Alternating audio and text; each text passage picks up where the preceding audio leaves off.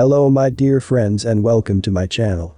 Don't forget to make yourself a cup of hot chocolate with marshmallow if you want, because today we have very interesting stories, and one of them is a story about a woman who was blocking the driveway, disturbing OP's work.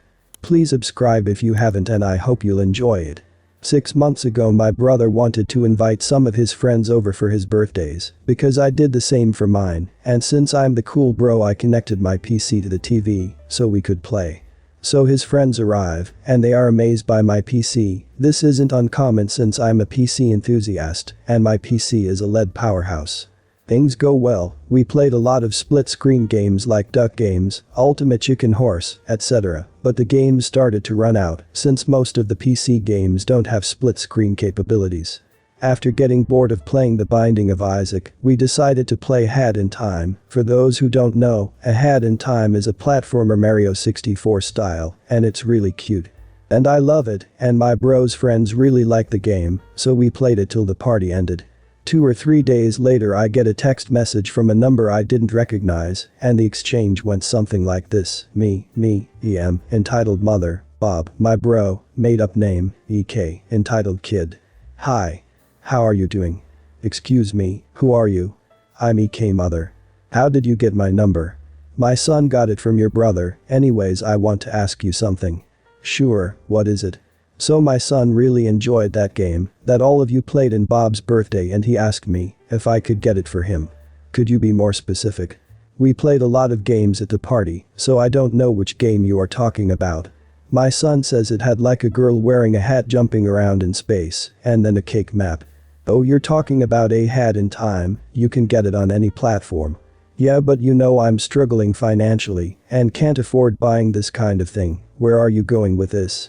Is it okay if my son uses your account to play the game? He's been doing really good in school, and I want to reward him, and he really likes this game, and as I said we are financially struggling and can't buy him the game. Sorry, I can't do that. The game is really cheap though, and you could buy it on sale for even cheaper. So you are not giving him your account? No, I don't think Steam rules let you do that, actually. Crap. You are just a greedy teen that can't think on anything other than games.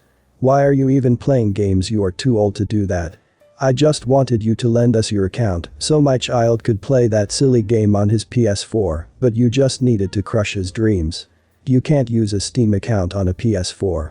Also, if you are financially struggling, how did you get the money to buy a PS4? And also, we live in Argentina, everyone is struggling. Don't tell me how to spend my money, you little idiot.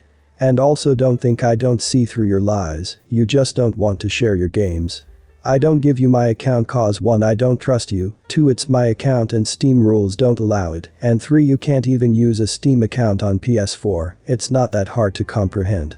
You better give us your account right now, or I'm telling your mother that you are harassing my child by not letting him play his game. You are too old to be playing video games anyways, so your mother will gladly give us the account. Do it, I don't care. You stupid little idiot will be crying after this. Hope you said bye to your games cause you aren't playing them anymore. Literally 10 minutes later my mom enters my room confused and asks me what's going on with my brother's friend. I explain to her that this crazy woman wants me to give her my Steam account because she doesn't want to spend money buying his son a game. Then she tells me how that crazy nutbag told her that I harassed her child in my brother's party, and she demanded I gave her my games account in compensation for my criminal acts. Unbelievable. After that, she kindly told the lady to back off and never text us again. Now my brother tells me how EK keeps asking him for my account password. I told him to just tell him to back off, and he says he did multiple times, but every time he does that little witch starts bragging about how you and your brother are just huge nerds anyways, and then continues stalking my bro. I just can't believe some people. You should have acted like you had no idea what Steam was, and she had the wrong number. I believe this should have worked somehow. This story happened when I was in elementary school in the 90s and still shocks me that this actually happened. My family was living paycheck to paycheck, but we were not struggling much, and my mom, who I'll call M, was in between jobs at this time, but my dad's decent paying job kept us afloat. Money was tight, but M would always make sure we had food in our bellies and other basic needs. M is also a wonderful friend who would do whatever she could to help someone out, then entered one of M's friends from when she was in school. She hadn't seen her years before this. I don't remember seeing ever, but she turned up with sweet baby who was about 6 months old at the time and was sick. I'm not sure his exact age, but I feel like he was about that. Something must have been going around at the time, because M was sick too. M stayed home with me for the most part and agreed to watch SB after a lot of begging from EM. Supposedly this was so EM could go to an interview she had lined up. We were supposed to only have him for the afternoon, and sadly this meant that EM only packed enough stuff for that. Day 1. This was the drop-off day, and it all seemed to go just fine. EM and M talked for a bit about grown-up things that I really didn't understand, but I loved playing with SB, and he was like a younger brother, since I was an only child. It was fun having a baby in the house, and I would help if I could. With M being sick, most baby care was done by my dad after a long day of work. He is a painter. She called anyone who might know her whereabouts, and since this was before cell phones were a big thing, she couldn't find her. When the evening came, M was worried since EM had not shown up yet, but eventually put SB to sleep before they went to bed. Day 2. M, having still not heard from EM, started to get upset. Things for SB were hard because we started to get low on things like diapers, he had diarrhea from being sick, and formula. My parents only had enough money for one or the other, so they chose formula of course. M had to use small towels for SB's diapers. After we ran out, again M called everyone including EM's own mother and sister. She told them that they needed to take him, but they both refused. I remember my parents talking about how this has happened before, but it would be years till I knew what they meant. Day 3. This was the final day with SB, still nothing from EM. My M was still using the towels, but it had started to give SB a rash. We didn't have any cream. I saw her crying over this because we just didn't have the money to take on a baby right now. She had to stretch the formula as much as she could, and this also made her sad. M had made more calls to EM's family, and when they still refused to take him. She then made one more call, but it wasn't to their friends. Shortly after this call, a police officer and a lady in nice clothing showed up. The officer took a statement from M about M and what led up to this, and the lady, who was from CPS, took SB from our care. That was the last time I ever saw SB. Day 4. M showed up the next day and got into a fight with M over this, but I was at school at the time. M told me that she almost called the cops again because she was threatening violence and almost hit her, but once M mentioned this she backed off. She had a warrant out for her arrest for something else, but I'm sure this incident added at least one more. I would like to say that was the last of this incident, but M told me that after that she had run into M's mother at a bar. The mother was pissed for what M did to them, but she is also the one who refused to take him. After calling M many profanities and storming off, we never saw that family again. When I was older, this stuck with me, and I eventually asked my mom to fill in some of the blanks. This was not the first time CPS had been called of EM. She had already lost custody of 2 other children, a boy and a girl. SB was her 3rd child, and the reason M agreed to help was that EM was trying to get her life together so she could fight for custody. Of course, M wanted to help her friend get back on her feet, but M cut all ties with EM when she found out what she was really doing those 4 days. EM chose to go on a 3-day medication bender, only sobering up on the 4th day so she could collect SB. She thought that this was alright to dump SB on M since she was such a good person. M had lightly kept tabs on EM through mutual friends and found out that years later she was still fighting for custody of all her kids. I'm not sure if she ever did get them back, but part of me hopes not. Till this day I still don't understand how she could do that to her kids, and having 3 kids myself, I could never abandon them. I hope that baby and those kids have a much better life away from that EM. To leave your 6-month-old child for 4 days, with supplies only for 1 day while they're fighting a sickness, just to medicine. I don't even think rehab would save this woman. This happened earlier today. I drive a concrete mixer and was just getting done pouring a drive-thru for a new Chick Fil A going up in the area. The drive-thru is fresh and wet cement. There are construction fences all around, but the main building structure is completed. The fences all say stop, construction staff only, except for one that has a Chick Fil A coming soon sign. I'm washing down the truck when I hear loud honking, not thinking anything of it as I'm in a shopping center. I keep washing the inside of the truck down. I then hear more honking and look over to the front to see a Karen, with her head out her window, full Karen haircut, then screaming, "Move out of the way. You're blocking the ducking drive-thru." I see she has 2 empty car seats in the back and a sticker in her window saying babies on board. I'm glad her kids weren't in the car when this happened. I'm not a fan of cussing. I came down off the ladder to go and explain that it isn't open yet. As I walk toward the car, she starts moving her car closer to me. She is now about 2 feet from the front of my truck. My truck is back to the building.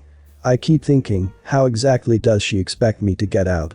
As I get to her window, I let her know nicely that the Chick Fil A location is not open yet and inform her that she will need to move back so I can move my truck from the fenced-off area.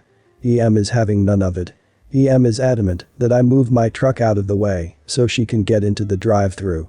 Well, I tried, I thought. I asked her to move her car back so I can move my truck out of the fenced area. Once again she refused to comply and started beeping her horn again. I've had it. My truck horn, for those who don't know what one sounds like, is very loud. If you're too close they can scare you and even give you a ringing in your ears.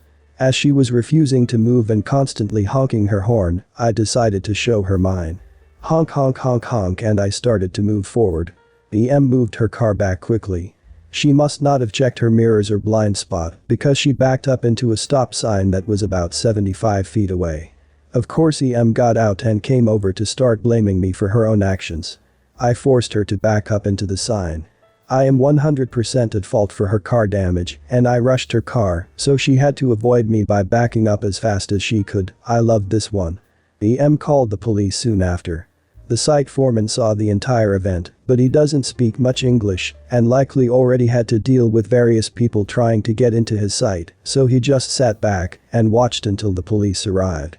We each told our stories and of course made hers sound like it was a life or death situation where she was a kind woman just trying to make it to the new Chick Fil A for lunch and I was blocking it just to be cruel to her for no reason of her own. That without warning I charged her vehicle and forced her to rush and back into the stop sign. The officer came over and asked if it was true. I replied, "No sir. I have a dashcam with audio you can see if you could play the file on a computer." Lucky for me our foreman offered his laptop.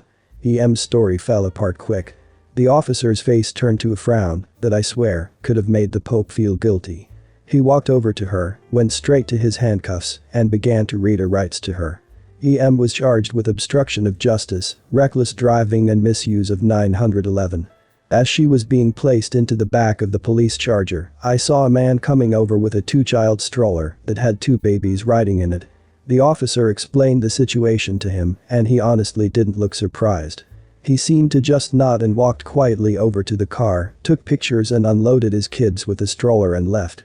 I feel bad that he had to go through that, but I'm under the impression that it wasn't the first time she has done something like this. I didn't press charges, but I reported everything to my company for their discretion too. I feel like I've run into more and more of these forms of people since COVID began. Just info, my dash cam isn't cheap. It is built into the truck and has a back and front camera with a microphone that activates when the parking brake is set. When driving the truck it is pretty loud that the microphone wouldn't pick up anything but engine noise, which is why it's activated when parked. It would be interesting to know what the hell went through her mind. I was hoping this somehow ended with her driving into a newly poured drive-thru. Only slightly disappointed, crashing a stop sign is a good consolation prize. I work as a baker at my local Tim Hortons. I know, how bloody Canadian. This homeless guy came into the store, he ordered food, sat down and ate it. He comes in every other day to eat and use the washroom and doesn't bother anyone. When he's done he goes outside and hangs around a bit, then 3 girls approach him. They were between the ages of 12 and 16 I think. They started talking to him, he and the girls kept a respectful distance. After that the girls entered the store, ordered and ate. Then crap starts to go down. The girls went up to my coworker and told her that the homeless man was scaring them. Might I remind you that they approached him? The homeless man walked back in and went to the bathroom. Then my coworker said he's in the bathroom room, so you can leave safely now. The girls refused. He walks out of the bathroom about 15 minutes later and leaves the store again, he goes somewhere else in the neighborhood. Then the girls go outside and call their moms. Few minutes later, and the Karens arrive, the girls are crying and were wanting to call the police. Their moms were hugging them and comforting them, they were also giving us dirty looks. The Karens start walking around the drive-thru warning people about the crazy homeless man. I wasn't sure what they were saying to the people in the drive-thru, but my supervisor lost it on them. She told them what happened, and she then firmly asked them to leave. They sat out in the front of the store, still comforting the girls. Then 15 minutes later the freaking cops show up. Everyone at work is in shock at this, and we are also pissed right off. But we didn't do anything, all this happened outside the store, so we just let it happen. If they came into the store we would deal with it. The homeless guy walks by again, and the cops put him in cuffs and into a cop car, then got the statements from the girls and Karens. And again they continued to give us dirty looks. Then the cop came in, and my supervisor told them everything. And he just responded with okay and then left. We also told the cop that we did find broken needles in the bathroom after the homeless guy left, but the girls didn't need to know that. However, we did tell the cop this. Since the homeless man a paying customer, we will allow him to order from us again, but he's not allowed to use the washroom. We have video cameras showing that the girls approached him and started talking. When they told us he was scaring them, we told them when it was safe to leave. They had 3 opportunities to leave, but they didn't. Honestly, they just went looking for a fight. Lucky for us, we didn't get to interact with the parents, they stayed outside. I feel bad for the homeless man, I hope he's okay. Also, one of my coworkers went to elementary school with one of the girls, and apparently she was always stirring the pot. This whole thing gave another coworker a bit of a panic attack. Update: the homeless man was back the next day, guess he spent the night at the station. At least he got a bed and a meal out of it. The homeless man did nothing wrong. This is like a guy getting a lawsuit from a girl for existing, and she's claiming to have assaulted her, but there's video evidence of him just minding his own business. Well guys, that's it for today. If you end up enjoying this video, please consider subscribing, and if you missed the last episode on the channel, I'm gonna link it right here. The story is about a woman who decided to break rules, and this caused a crap show. Check this out if you haven't, and I'll see you in my next video.